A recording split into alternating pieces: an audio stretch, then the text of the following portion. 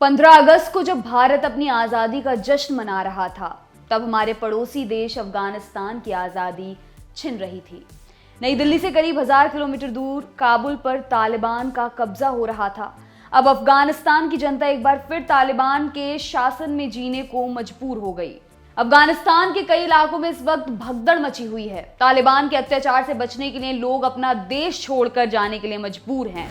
इन सब के बीच अगर किसी को सबसे ज्यादा डर सता रहा है तो वो हैं अफगानिस्तान की औरतें। उन्हें 1996 से 2001 के बीच का समय याद आने लगा है। उन्हें डर है कि कहीं एक बार फिर उन पर बेवजह घटिया पाबंदियां ना लगा दी जाएं।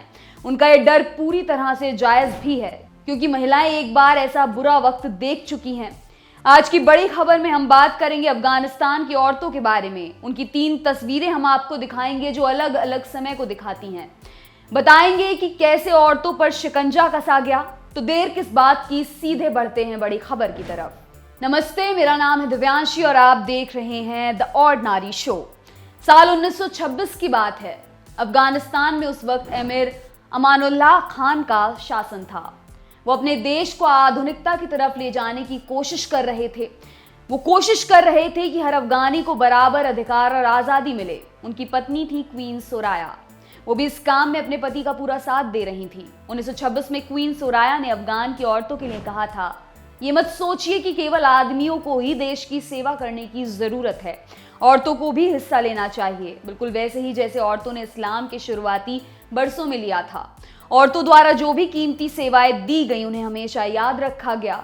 हमें भी हमारे देश के विकास के लिए योगदान देना है और ये बिना ज्ञान के नहीं हो सकता। इसलिए हमें ज्यादा से ज्यादा ज्ञान हासिल करना होगा ताकि हम अपनी सेवा दे सकें। अफगान के इस शासक और उनकी पत्नी की ये बातें Canadian women for women in Afghanistan की एक रिपोर्ट में लिखी गई हैं। इस रिपोर्ट के मुताबिक क्वीन सोराया ने औरतों से ये भी कहा था कि वो पर्दा छोड़ दें और उन्होंने खुद सार्वजनिक तौर पर ऐसा किया था। इधर अमानुल्लाह खान ने भी औरतों के हालात बेहतर करने के लिए कई तरह के सोशल रिफॉर्म्स किए। इनमें शामिल था नया ड्रेस कोड जो काबुल में औरतों को परमिशन देता था कि वो चाहें तो पर्दा ना करें और उन्हें वेस्टर्न कपड़े पहनने की भी आज़ादी दी गई। अमानुल्लाह खान ने कहा, धर्म में जरूरी नहीं कि औरतें अपने हाथ, पैर और चेहरा ढकें। 20वीं सदी की शुरुआत से अफगानिस्तान में महिलाओं की आज़ादी और विकास को लेकर काम शुरू कर दिया गया था। एमनेस्टी इंटरनेशनल की माने तो अफगानिस्तान में औरतों को 1919 में ही वोट देने का अधिकार मिल गया था। उनके ऊपर कपड़ों, पढ़ाई, नौकरी, इन सारे मुद्दों को लेकर ज्यादा रोक टोक नहीं थी। लड़कियों की पढ़ाई के लिए स्कूल खुल रहे थे। 1923 में औरतों को शादी की पसंद को लेकर कानूनी अधिकार मिल गए थे। 1928 में अफगानिस्तान की औरतों का पहला ग्रुप टर्की में स्कूल अटेंड करने गया। 1940 से 50 के बीच औरतें नर्स, डॉक्टर और टीचर्स बनी। 1959 से 1965 के बीच सिविल सर्विस में भी औरतों की एंट्री हुई। स्पोर्ट्स में भी औरतें खुलकर पार्टिसिपेट करने लगी। 1960 का दशक ऐसा था जहां अफगानिस्तान के शहरी इलाकों की सड़कों पर वेस्टर्न कपड़े पहनी हुई लड़कियां भी दिखती थीं और बुर्का पहने हुए भी नजर आती थीं। ये उनका अधिकार था कि वो क्या पहनना चाहती हैं। काबुल यूनिवर्सिटी में भी लड़कियों की संख्या दिन पर दिन बढ़ने लगी। 1965 में पहली बार 2 महिला सेनेटर्स को भी अपॉइंट किया गया। 1966 से 1971 के बीच अदालतों में 14 महिला जज अपॉइंट हुई। 1960 के आंकड़े बताते हैं कि अफगानिस्तान में औरतों की कुल जनसंख्या का 8% हिस्सा पैसा कमाने लगा था। ये थी अफगानिस्तान की महिलाओं की पहली तस्वीर, जो तालिबान के आने से पहले तक रही। औरतों को कानूनी तौर पर कई अधिकार मिले हुए थे। वो खुलकर जीती थी। कई बार तो अफगानिस्तान की औरतों के फैशन सेंस की भी चर्चा हुई। ये मंजर बदलना शुरू हुआ पिछली सदी के आखिरी कुछ बरसों में। 1978 में सोवियत संघ की देखरेख में अफगानिस्तान में क्रांति हुई। अमेरिका ने कम्युनिस्ट सोवियत संघ के मंसूबों पर पानी फेरने के लिए गुप्त ऑपरेशन को मंजूरी दी। इसके तहत अफगानिस्तान में कट्टर इस्लामिक विचारधारा वाले लड़ाकों मुजाहिदीनों को तैयार किया गया। उन्होंने लगातार कमजोर हो रहे सोवियत संघ को हरा दिया। 1989 में सोवियत की वापसी हो गई, लेकिन कई मुजाहिदीन जंग के मैदान पर बने रहे। 90 के दशक में अफगानिस्तान में एक अंतरिम सरकार बनी। इस बीच मुजाहिदीनों के अलग अलग ग्रुप सत्ता पाने के लिए लड़ने लगे। इन्हीं में से एक ग्रुप कांधार शहर के उन धार्मिक छात्रों का भी था जिन्हें लोग तालिब बुलाते थे। लेकिन इस ग्रुप को एक लीडर की जरूरत थी। तालिब ग्रुप को 90 के दशक के शुरुआती बरसों में अपना लीडर मिल गया, जिसका नाम था मुल्ला मोहम्मद उमर। और इसके बाद इस ग्रुप का नाम पड़ा तालिबान। इसका गठन हुआ 1994 में। तालिबान ने कहा कि वो सत्ता के लिए लड़ रहे अलग अलग समूहों को हराकर देश में इस्लाम का राज कायम करेगा। 1996 में तालिबान ने अफगानिस्तान पर कब्जा कर लिया और यहां से अफगानिस्तान की औरतों की दूसरी तस्वीर की शुरुआत हुई। वो तस्वीर जो ये औरतें कभी याद नहीं करना चाहती थी। अफगानिस्तान में तालिबान का शासन साल 2001 तक रहा। इन 5 वर्षों में तालिबान ने शरिया कानून लागू कर दिया और औरतों पर कई तरह की पाबंदियां लगा दी, जैसे लड़कियों के स्कूल जाने पर, उनकी शिक्षा पर रोक लगा दी गई। वो बाहर जाकर काम नहीं कर सकती थी, वो अकेले घर के बाहर नहीं निकल सकती थी। उन्हें अगर बाहर जाना भी होता था तो उनके साथ परिवार के किसी पुरुष का होना जरूरी होता था। औरतों का पर्दा करना अनिवार्य कर दिया गया। वो घर के बाहर ऐसे कोई कपड़े नहीं पहन सकती थी जिनसे उनके शरीर का कोई अंग दिखे। महिलाएं पुरुष डॉक्टर से चेकअप नहीं करवा सकती थी और दूसरी तरफ महिलाओं के काम पर भी रोक लगा दी गई थी। ऐसे में इन 5 वर्षों में औरतें पूरी तरह से हेल्थ केयर सर्विस से दूर रहीं। औरतों को पब्लिक प्लेस पर बोलने की आजादी नहीं थी, ना वो किसी पॉलिटिक्स में शामिल हो सकती थी। काबुल में रहने वाले लोगों को आदेश दिया गया था कि वो अगर ग्राउंड फ्लोर में रहते हैं या फर्स्ट फ्लोर में तो अपने घर के दरवाजे खिड़कियां बंद रखें ताकि बाहर से कोई घर की औरत को ना देखे। अगर औरतें नियमों का पालन नहीं करती थी तो सबके सामने उन्हें बुरी तरह से पीटा जाता था। मेकअप पर भी रोक लगा दी गई थी। 1996 में एक महिला के अंगूठे को केवल इसलिए काट दिया गया क्योंकि उसने नेल पॉलिश लगाई हुई थी। लड़कियों को अगर उनके परिवार वाले स्कूल भेज भी देते तो परिवार वालों को मारा जाता था या उनकी हत्या कर दी जाती थी।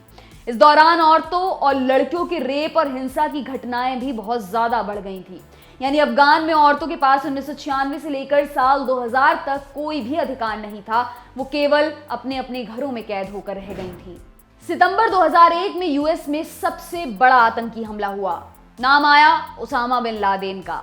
पता चला कि उसे तालिबान से संरक्षण मिला हुआ है। अमेरिका ने पहले तालिबान से लादेन को सौंपने के लिए कहा और तब तालिबान ने ऐसा करने से मना कर दिया। इसके बाद अमेरिका ने अपनी सेनाएं अफगानिस्तान में भेज दी और इसके बाद तालिबान का शासन खत्म हुआ।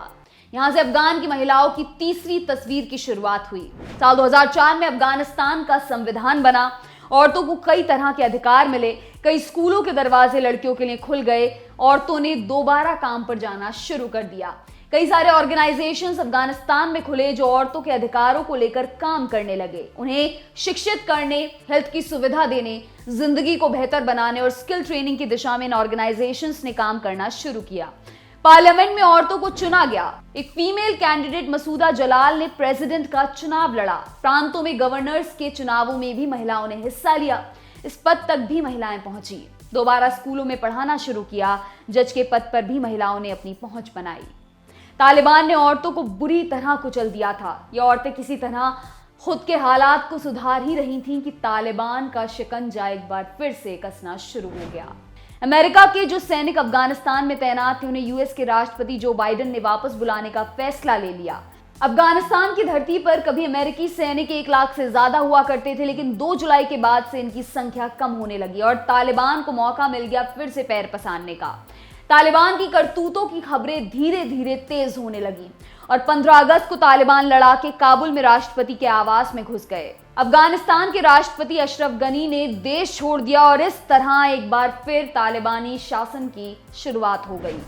तालिबान के लौटने पर अफगानिस्तान की औरतों की चौथी तस्वीर भी बनती दिखाई दे रही है। वो तस्वीर जिसमें अंधेरा है, जो धुंधली है, जिसका ख्याल ही डराने वाला है। कई परिवार घर छोड़ने पर मजबूर हैं। लड़कियों को स्कूल जाने से रोका जा रहा है।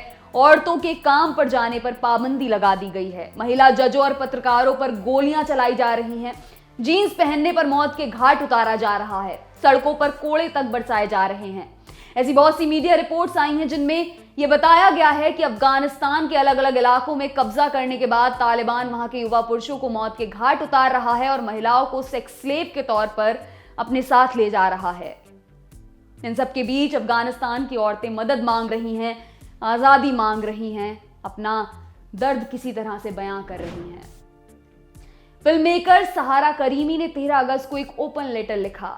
कहा, जब तालिबान सत्ता में था तब स्कूल जाने वाली लड़कियों की संख्या 0 थी। तब से स्कूल में 9 मिलियन यानी कि 90 लाख से अधिक अफगान लड़कियां हैं। तालिबान द्वारा जीते गए तीसरे सबसे बड़े शहर हेरात में इसके विश्वविद्यालय में 50% महिलाएं थीं। ये अविश्वसनीय उपलब्धियां हैं जिन्हें दुनिया नहीं जानती। इन कुछ हफ्तों में तालिबान ने कई स्कूलों को तबाह कर दिया है और 20 लाख लड़कियों को फिर से स्कूल से निकाल दिया है। मैं इस दुनिया को नहीं समझती, मैं इस चुप्पी को नहीं समझती। मैं खड़ी हो जाऊंगी और अपने देश के लिए लड़ूंगी, लेकिन मैं इसे अकेले नहीं कर सकती। मुझे आप जैसे सहयोगी चाहिए। हमारे साथ क्या हो रहा है इस पर ध्यान देने में इस दुनिया की मदद करें। अफगानिस्तान की महिला अधिकार कार्यकर्ता मरियम अताही ने जर्मनी के न्यूज पोर्टल डॉयचे वेले से बात की। उन्होंने कहा, मुझे डर है कि वो लोग आएंगे और मुझे मार डालेंगे, क्योंकि मैं बीते 20 वर्षों से तालिबानी विचारधारा के खिलाफ जाकर महिलाओं के अधिकारों की बात कर रही हूँ। द गार्डियन ने काबुल की रहने वाली एक महिला का आर्टिकल छापा है। इस आर्टिकल में वो महिला लिखती हैं, अपने ऑफिस का पीसी बंद करते हुए मुझे बेहद तकलीफ हुई। वो पीसी जिसका इस्तेमाल मैंने 4 साल तक लोगों की सेवा के लिए किया। मैंने जब अपनी डेस्क छोड़ी तब मैं रो रही थी। मुझे पता था कि ये मेरी नौकरी का आखिरी दिन है। घर पहुंचते ही मैंने और मेरी बहन ने हमारे आईडी और सर्टिफिकेट्स छुपा दिए। जिन चीज़ों पर हमें गर्व होना चाहिए वो हमें छुपाना पड़ रहा है। मुझे लगता है कि अब मैं कभी जोर से हंस नहीं पाऊंगी, कभी अपनी पसंद का गाना नहीं सुन पाऊंगी, अपने दोस्तों से नहीं मिल पाऊंगी, अपनी पसंद के कपड़े नहीं पहन पाऊंगी, ना मेकअप लगा पाऊंगी, मैं कोई जॉब नहीं कर पाऊंगी और जिन डिग्रियों के लिए मैंने इतने साल मेहनत की वो भी पूरी नहीं कर पाऊंगी। न्यूज 18 वेबसाइट ने दिल्ली में मौजूद एक अफगानी महिला से बात की जिनका नाम खतेरा है, जो एक पुलिसकर्मी थी। खतेरा पिछले साल अक्टूबर में तालिबानियों के टॉर्चर का शिकार हुई थी, तब जब 2 महीने की प्रेग्नेंट थी। जब खतेरा पिछले साल अपने घर जा रही थी तब 3 तालिबानी फाइटर्स ने उनकी आईडी चेक की, फिर उन पर गोलियां चलाईं, चाकू से भी वार किया, आंख तक फोड़ डाली। जब खतेरा बेहोश हो गई तो उन्हें छोड़कर भाग निकले। खतेरा तालिबानियों के बारे में कहती हैं, वो पहले हम औरतों को टॉर्चर करते हैं, फिर हमारे शरीर को चोटिल करते हैं ताकि वो सजा का स्पेसिमेन दिखा सकें, फिर कई बार हमारे शरीर को कुत्तों को खिला देते हैं। मैं बहुत लकी थी कि मैं सरवाइव कर गई। उनकी नजरों में औरतें कोई जिंदा व्यक्ति नहीं है, बल्कि केवल मांस और खून है। 15 अगस्त के दिन एयर इंडिया की एक फ्लाइट 129 लोगों को काबुल से दिल्ली लेकर आई। दिल्ली पहुंची एक महिला ने रोते हुए अपना दर्द बयां किया। उसने कहा, मुझे यकीन नहीं हो रहा कि दुनिया ने अफगानिस्तान को उसके हाल पर छोड़ दिया है। हमारे दोस्त मारे जाएंगे, तालिबान हमें मार डालेगा, हमारी महिलाओं को कोई भी अधिकार नहीं मिलने वाले। हमारे पास भारत में मौजूद कुछ और अफगान महिलाओं के वीडियो हैं जिसमें उन्होंने बताया कि तालिबान का शासन आखिर कैसा है। सुनिए। I can't believe the world abandoned Afghanistan. Our friends are going to get killed. They're going to kill us. Our women are not going to have any more rights. And that's all. I can talk another day. पहले वो लोगों लड़कियों को मारता है, ज़बरदस्ती से शादी करता है, उसके अंदर जो वो पूरा बोरखा है उसको डालता है, घर के बाहर जाने नहीं देता है। मेरी फैमिली वहाँ पर है, मैं अकेला हूँ यहाँ पे। तो किसी फीमेल से आपकी बात हुई अभी वहाँ पर? हाँ। क्या बोल रही थी वो? क्या डरी हुई थी? हाँ, फीमेल भी अभी घर पे है, बाहर नहीं जाया। कोई फीमेल बाहर नहीं? जो बुद्धा लोग हैं वो लोगों बाहर जाता है। जो यंग लोगों हैं उसके फादर मदर बोले बाहर मत चलो, क्योंकि यंग लोगों के बाहर बहुत डेंजर है। क्योंकि मैं अगर लड़की है उसको लेके जा सकता है, मतलब ज़बरदस्ती से शादी कर सकता है और उसको कुछ भी कर सकता है लड़कियाँ के। महिलाएं भले ही अफगानिस्तान में अपनी हिफाजत को लेकर चिंता जता रही हैं, लेकिन तालिबान अलग ही दावा कर रहा है। वो महिलाओं को नौकरी की इजाजत देने की बात कर रहा है। तालिबान प्रवक्ता जैबुल्ला मुजाहिद ने इंडिया टुडे टीवी से कहा, महिलाओं को शरिया नियम कानूनों को मानते हुए काम करने की आज़ादी होगी, बच्चों को भी पढ़ाई की इजाजत मिलनी चाहिए। अफगानिस्तान में बेहतर शिक्षा की बहुत ज़रूरत है। तालिबान के इस बयान पर फेमस राइटर तस्लीमा नसरीन ने रिएक्ट किया है। उन्होंने ट्विटर पर कहा, तालिबान कह रहा है कि शरिया कानून के तहत वो औरतों और अल्पसंख्यकों के अधिकारों और आज़ादी की रिस्पेक्ट करेगा, लेकिन दिक्कत यह है कि शरिया कानून में ना तो औरतों को और ना ही अल्पसंख्यकों को अधिकार और बोलने की आज़ादी दी गई है।